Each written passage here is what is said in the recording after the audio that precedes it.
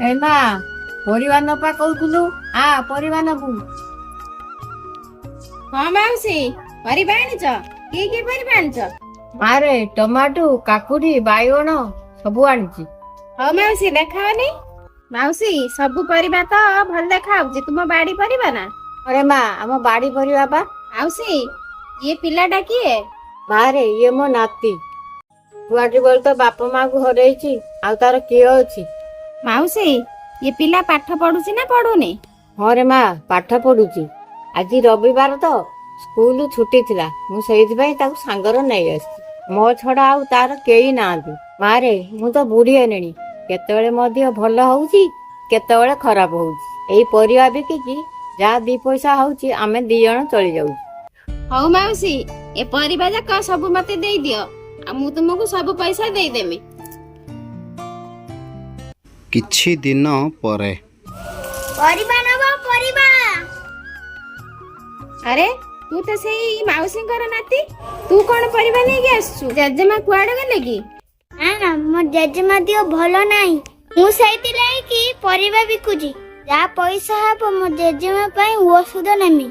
ମା 7-8 ଦିନ ହେଲାନି ଜେଜେମା ମୁଁ କିଛି ବି ଖାଇନୁ। ବାବାରେ, ତୁ ଯୋଉ ବୟସର ଖେଳିବା କଥା ପାଠ ପଢିବା କଥା ସେଇ ବୟସର ଏ ପରିବା ବୋଝ କେମିତି ଉଠଉଛୁ? ତୁ ଆଜିଠୁ ଆଉ ପରିବା ବିକିବୁନି, ସ୍କୁଲ ଯିବୁ। ସେ ପରିବା ସବୁ ମତେ ଦେ।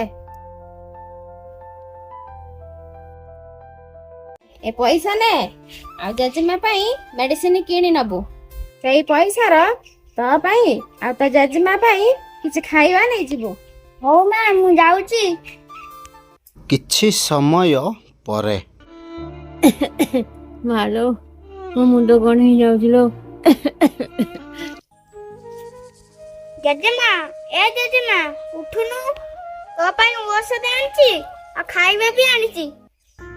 ଓଃ ବାବାରେ ଔଷଧ ଏତେ ଖାଇବା କୋଉଠୁ ଆଣିଲୁ ବାବା? ଜେଜେମା ଆମେ ଯୋଉ ପରିବା ନେଇକି ଯାଇଥିଲେ ନା, ସେ ମାଙ୍କ ଘରକୁ ମୁଁ ପରିବା ନେଇକି ଯାଇଥିଲି। ମା ମତେ ପଇସା ଦେଲେ, ଏ ପଇସାର ତୋ ପାଇଁ ମୁଁ ଔଷଧ ଆଣିଛି, ଆଉ ଯୋଉ ପଇସା ବଳିଲା ଆମ ପାଇଁ ଖାଇବା ନେଇ ଆସିଛି। ବାବାରେ ଏତେ ଛୋଟ ବେଳୁ ତୋର ଏତେ ବୁଦ୍ଧି କୋଉଠୁ ଆସିଲା? ଆଜି ଯଦି ତୋ ବାପା ଥାନ୍ତା ମୋ ପାଇଁ ଠିକ ଏମିତିଆ କରିଥାନ୍ତା। ଆଜି ମୋ ପୁଅର ସ୍ଥାନ ତୁ ପୂରଣ କଲୁ। ଆନି ବାବା ତୋତେ ଟିକେ ଗେଲ କରିଦିଏ। ସତରେ ଗୋଟେ ପୁଅର ସ୍ଥାନ ତା ନାତି ହିଁ ପୂରଣ କରିଥାଏ।